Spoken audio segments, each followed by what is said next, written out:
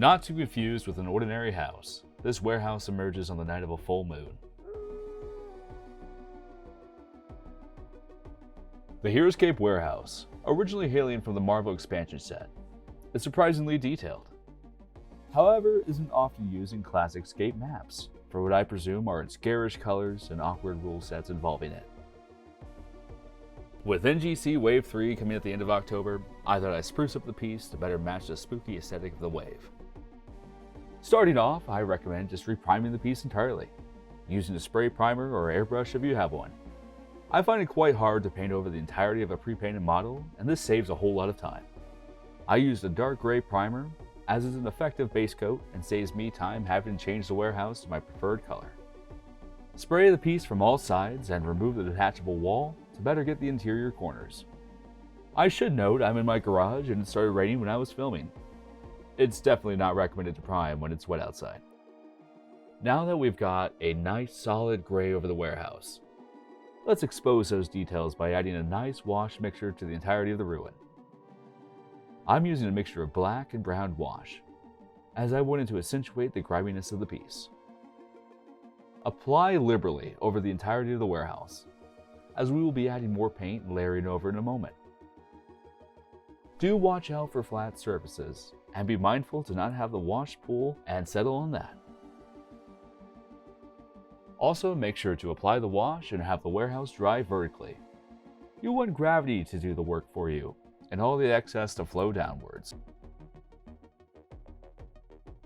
With a healthy shade applied, now let's pick out the separating colors and apply them to their individual parts. Mix together black and dark blue and thin the mixture down a bit. I partially mixed the thin paint down, but did not fully blend the colors. This is a method I use to add some natural variance to the brick structure, where the blacks and blues both show through.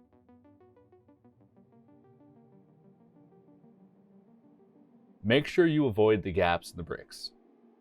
The wash should have settled inside the bricks, and it will add some nice shading in that area, if you can avoid getting the paint mixture onto it.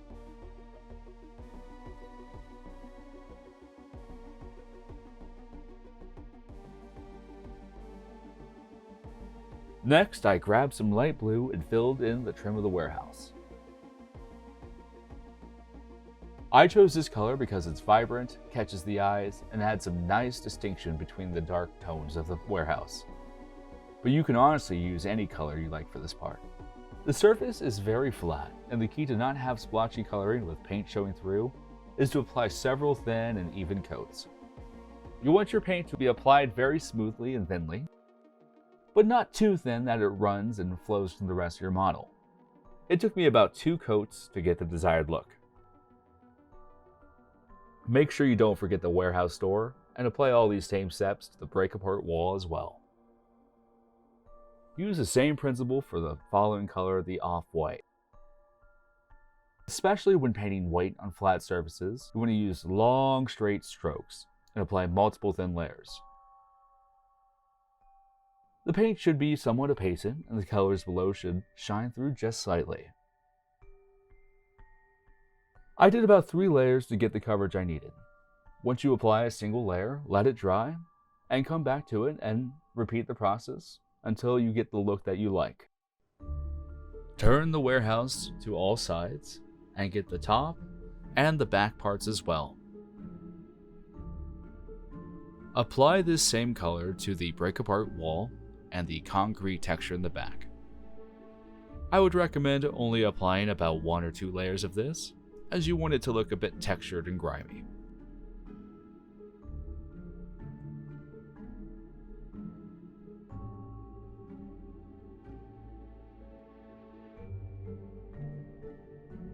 Now that the base colors have been applied, time for the fun part, the dry brushing.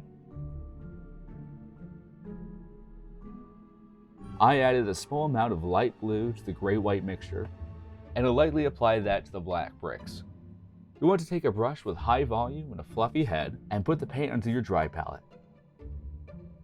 Make sure your previous layers are 100% dry and there's no moisture in your brush.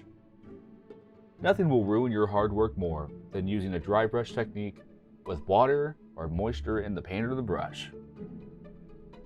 Dip your brush into your paint and remove the excess. You can use cloth or a napkin to do so, but I use a texture 3D print to help more naturally grab the excess paint.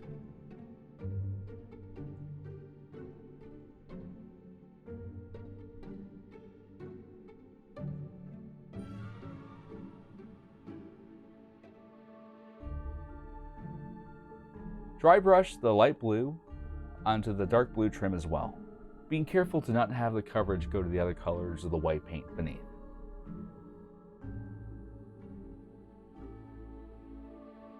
After the dry brushing was done, I touched up some mistakes and used pure black wash to layer after the dry brush.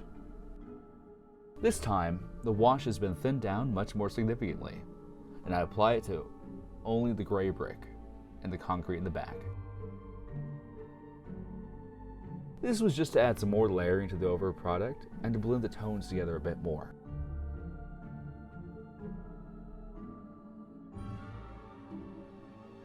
I took the wooden landing pad and dry brushed a light bone color over the piece. I didn't pay too much attention to the bottom as it's completely flat and no one really notices it, but you can certainly touch that up as well. Make sure you go the opposite direction of the lines of the wood. After the dry brush was used, I applied a dark brown wash over all of it.